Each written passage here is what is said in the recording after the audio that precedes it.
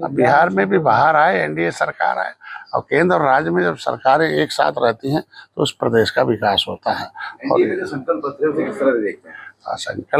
संकल्प लिया है मोदी ने, और संकल्प लिया एनडीए ने, जो कहती है पूरा करती है। देश के प्रधानमंत्री एक ऐसे हैं कि जो कहते हैं लगभग वो पूरा करते हैं। मोदी को वोट करेगी या सुशासन?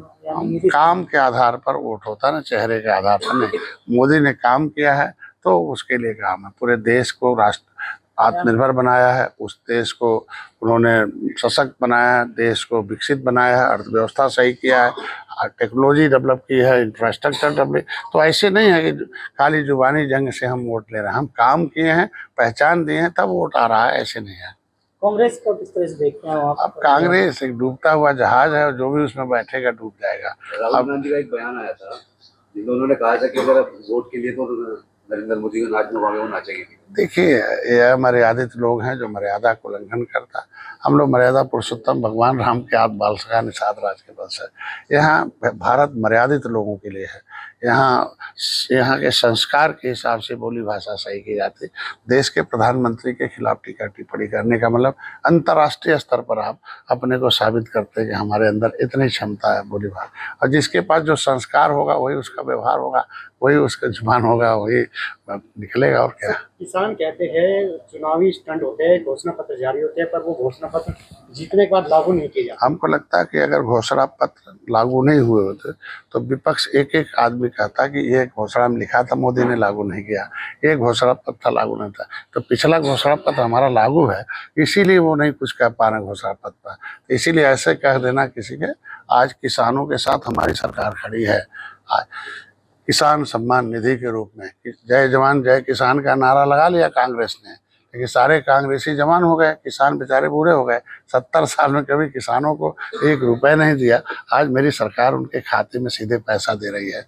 उनके जो हाईटेक टेक्नोलॉजी उनको व्यवसाय से जोड़ा रहा है, उनकी ट्रेनिंग कराई जा रही है, उनका बीमा दिया जा रहा है, उनको उनके मार्केट में, अंतर्राष्ट्रीय मार्केट में आप समझ सकते हैं किस तरीके से वैल्यू बढ़ा है। खाद्यान्न का उत्पादन बढ़ाया। जब उत्पादन हम बढ़ा रहे हैं तो किसान के साथ हमारी सरकार करे। इनके सारे कृषि विकास केंद्र इनके समय बंद रहते थे, धूल चाटते थे। आज हमारे यहाँ कृषि विज्ञान केंद्र में वैज्ञानिक ट्रेनिंग करा रहे हैं, हमेशा कंटिन्यूस गोष्ठियाँ चल रही हैं, कंटिन्यूस हमारी योजनाएं धरातल पर हैं। लोगों को जोड़कर उनको हम मार्केट में ला के उनको जो है विकसित करा रहे हैं। हम जो है एक उनकी आय दुगनी हो उसके लिए एक साथ कई खेती कराई जा रही है। तो ये चीज़ें तब संभव जब हम उनकी सोच रखते हैं। तो आज हमारी सरकार किसान नौजवान के साथ खड़ी है। ये विपक्ष के पास, विपक्ष के रसगुल्ले से रस जनता ने निकाल लिया है। अब बिना रस वाला रसगुल्ला मुंह में विपक्ष के रहेगा तो आवाज़ कैसी निकलेगी, आप समझ सकते हैं। मिठास तो निकलेगी। आरएसएस को बंद करने का अब किसी को क्या कहते हैं क्या नहीं कहते हैं।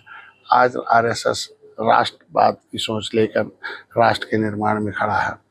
जो इस्लामिक कंट्रियां जिस तरीके से भारत में धर्म परिवर्तित किया है, जिस तरीके से आपके ईसाईकरण हुआ था, आज के दिन में भारत को क्या चाहते हैं, फिर इस्लामीकरण हो जाए, फिर राष्ट्रीय, फिर से ईसाईकरण हो जाए।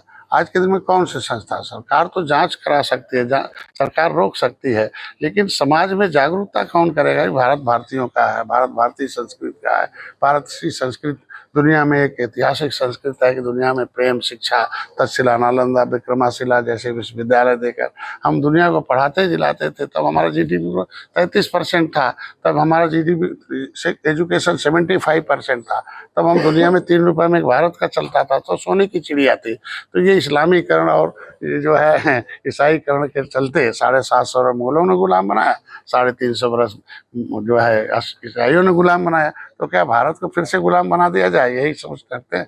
अरे पिछड़ों, शोषितों, वंचितों के विकास की मुख्यधारा में लाने के लिए, उनको संवैधानिक अधिकार दिलाने के लिए जो पार्टी बनी है उसका प्रचार प्रसार करें, न कि किसी दूसरे संस्थान। हर संस्थान के अपने उद्देश्य होते हैं। तो आज के दिन में अपने संस्थान के उद्देश्य की लक्ष्य पूर्ति के लिए काम करें। आजम खान कहते हैं कि टोपी पहनने वाला मुसलमान है। तो अपने मुसलमान होने का परिचय कहाँ दिया उन्होंने। भाई शरीयत और इस्लाम में लिखा राजनीति नहीं करना है, तो काहे मंत्री बन गए भाई, काहे नेता हो गए भाई। मौलाना आज़ाद को बुलाया था पंडित जवाहरलाल नेहरू ने, उन्होंने कहा भाई आपके शरीयत में लिखा है, आपके धर्म में है राजनीति नहीं करना, क्यों आप राजनीतिक दल बना रखे हो। तो जितना देश में राजनीतिक दल थे 70-80 उस समय, तो उस पर सबका उन्होंने विलय करा लिया कांग्रेस में। और देखो क्या दशा हो गई मुसलमानों की। आज सच्चर कमेटी की रिपोर्ट कहती है मुसलमानों की दशा SC ST से भी खराब है। गरीब ये बनाएंगे, इलाज हम देंगे, गरीब ये बनाएंगे, मकान हम बनाएंगे, गरीब ये बनाएंगे, उनका अनाज हम खिलाएंगे। तो आज के दिन मैं चाहता हूँ मुसलमान भी इसी देश का है, उसे अपमानित जनक शब्द न कहा जाए तो बेहतर रहेगा। क्योंकि भले बेचारा इन जालीदार टोपी वालों के जाल में फंस गया, लेकिन उसको भी सम्मान चाहिए। इस तरीके से न कहें कि टोपी लगा लिया तो नहीं है। भाई इस्लाम धर्म अपना एक धर्म है, उसको अगर कोई भी मानता है तो उसको सम्मान देना चाहिए, न कि उसको अपमानित करना। खुद अपमानित करेंगे भाई क्या करना। इस तरीके के नेता हैं।